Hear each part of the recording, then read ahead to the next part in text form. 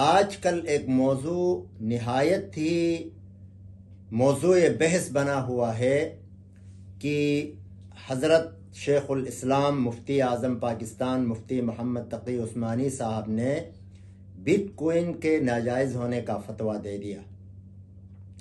اس پر آپ دیکھ رہے ہیں کہ فیس بک میں ہر کس و ناقص اور یہ کرائے کے یوٹیوبر، فیس بکی دانشور، الو پنجو للو پنجو اللہ تلنگا، ہر قسم کے نمونے اٹھ کر مفتی صاحب پر بحث کر رہے ہیں، اس پر لکھ رہے ہیں، اس پر بوک رہے ہیں، باتیں کر رہے ہیں۔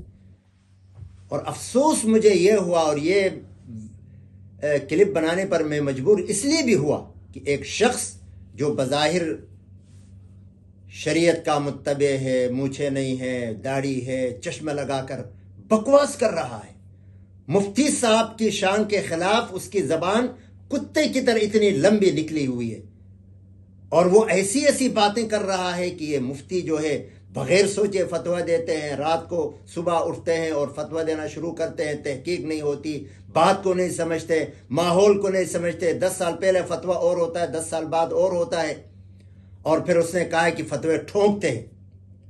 اور پھر اس سلسلے میں وہ عدت والا مسئلہ جو عمران خان اور اس کی بیوی کا ہوا تھا، تو اس سے میں سمجھ گیا کہ ان کی ذہنیت پیچھے سے کیا ہے، اور اسی ذہنیت کے لوگ اکثر بڑے چھوٹے یہی بکتے ہوئے نظر آتے ہیں اس موضوع پر۔ اس میں اکثریت ان کے بڑے بڑے لوگ وہی ہے، جس میں شہباز گل اور دوسرے گل اور یہ عمران خان جو وہاں بیٹھے بکواس کرتے علماء کے خلاف۔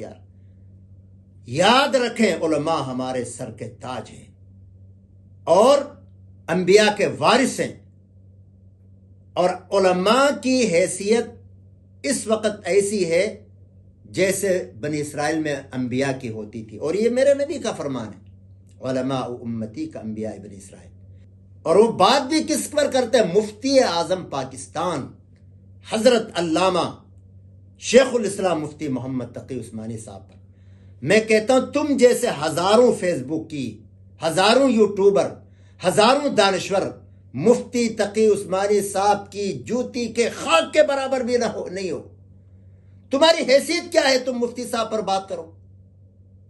پہلے تم ان کی حیثیت کو جانو، پہچانو۔ مفتی صاحب کی حیثیت صرف پاکستان کے حد تک مسلم نہیں ہے، پوری دنیا کے علماء ان کو مانتے ہیں، سر کا تاج مانتے ہیں۔ ٹھیک ہے، اگر کسی عالم کو اختلاف ہو اور علمی بنیاد پر وہ بحث کرے، مفتی صاحب سے اختلاف کرے، تو حق بنتا ہے۔ ہم سمجھتے ہیں چلو کوئی علمی اختلاف ہوگا، اور ہوتا رہتا ہے۔ یہ اختلاف صحابہ کے دور میں بھی ہوا، بعد میں بھی ہوا، اب بھی ہوگا۔ لیکن چونکہ مفتی صاحب کی حیثیت ایسی ہے کہ جب وہ بات کرتے ہیں، کوئی فتویٰ دیتے ہیں، تو وہ حرف آخر سمجھا جاتا ہے۔ کسی کی جرت نہیں ہوتی ہے کہ وہ اس کے خلاف بات کرے یا مفتی صاحب کو چیلنج کرے۔ مفتی صاحب کا وہ مقام، عرب علماء ان کو مانتے ہیں، دنیا کے علماء مانتے ہیں، پاکستانی علماء بھی، باوجود اس کے کہ بریلوی مسلک، اہل حدیث مسلک، سارے مسالک ہیں، لیکن مفتی صاحب کی بات کو چیلنج کرنے کی کسی میں جرت نہیں ہے، کیونکہ اللہ تعالیٰ نے مفتی صاحب کو وہ مقام دیا ہے، علمی مقام، تحقیقی مقام، اور اسی طرح ہر اعتبار سے وہ مقام ہے کہ جس کو چیلنج کرنا کسی کے بس کی بات نہیں۔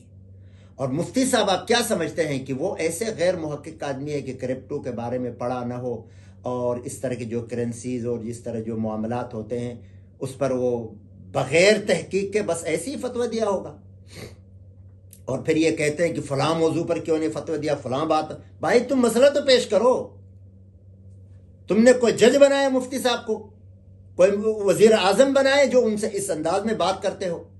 یا تو تم میں اتنی جرت اور ایمان اور انسانیت ہو کہ مفتی صاحب کو اس مرتبے تک پہنچا، پھر مفتی صاحب سے پہنچو، حضرت ہم نے آپ کی یہاں تک رسائی کرائی، اب حل کریں اس باتوں کا۔ مفتی صاحب اپنے دائرے میں کام کر رہے ہیں، علمی کام کر رہے ہیں، تحقیقی کام کر رہے ہیں، اور ماشاءاللہ بہت بہت بڑا کام کر رہے ہیں، جو تم جیسوں کی سوچ سمجھ سے بھی بالا تر ہے۔ صرف چند ویوز کے لیے، نام کے لیے مفتی صاحب کا نام لے کے چند کلمات بکے اور اوپر سے اپنے آپ کو دانشور سمجھتے ہیں۔ پہلے تم اپنی فاتحہ ٹھیک کرو، اپنی 5.5-6 فٹ کے اس جسم پر شریعت تو نافذ کرو۔ اللہ تعالیٰ نے 2 موقعوں پر خود انتقام کا وعدہ کیا ہے، ایک تو سود خوروں کے خلاف، فَإِن لَمْ تَفْعَلُوا فَأْذَنُوا بِحَرْبٍ مِّنَ اللَّهِ وَرَسُولِهِ، جو سود کھانے سے نہیں رکتے اللہ کی طرف سے اعلان جنگ ہے۔ اور دوسرے موقع پر فرمایا من عادى لي وليا فقد آذنته بالحرب، جس نے میرے ولی کے ساتھ دشمنی کی اس کے ساتھ میرا اعلان جنگ ہے۔ اور علماء کے اولیاء اللہ ہونے میں کوئی شک نہیں ہے۔ ٹھیک ہے چند ایک گنہگار ہو سکتے ہیں، لیکن مفتی تقی صاحب جیسے حضرات، علماء کرام، اکثریت، ان کے اولیاء اللہ ہونے میں کوئی شک نہیں ہے، کوئی تردد نہیں ہے۔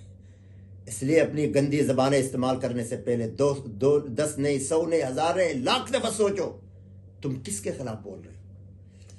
علمی میدان میں کوئی دلیل ہے تمہارے پاس جو مفتی صاحب کے خلاف بک بک کر رہے ہو ادھر چند ٹکے کی ادھر ادھر باتیں پڑھ کر؟ اور یہ جاہل صوفی چشمے لگا کر بڑے بڑے بکواس کر رہا ہے مفتی صاحب کے خلاف۔ کیا دلیل ہے تمہارے پاس؟ کیا علم ہے تمہارے پاس جو مفتی صاحب کے خلاف بکواس کر رہے؟ اس لیے اپنی حیثیت پہچانو، اسٹے ان یور اسکین،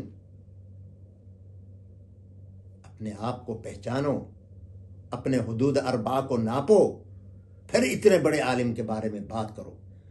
تمہاری حیثیت تو مفتی صاحب کے شاگردوں میں جو 100واں درجہ ہے اس جتنی بھی نہیں ہے یار۔ تم کس بنیاد پر مفتی صاحب پر بات کرتے ہو؟ مفتی صاحب نے یقیناً تحقیق کی ہے، مفتی صاحب کی ٹیم ہے، علماء ہیں، شاگرد ہیں، دارالافتاء ہے۔ یہ کہنا ہے کہ بس رات کو سوئے اور صبح فتویٰ دیا، ایسا نہیں ہوتا ہے۔ ہاں یہ الگ بات ہے کہ وقت اور حالات کے اعتبار سے کبھی فتوے تبدیل ہوتے ہیں۔ پہلے لاؤڈ سپیکر پر علماء نے بات کی تھی، بعد میں اس کی ضرورت اور اہمیت سامنے آ گئی، رجوع کر لیا۔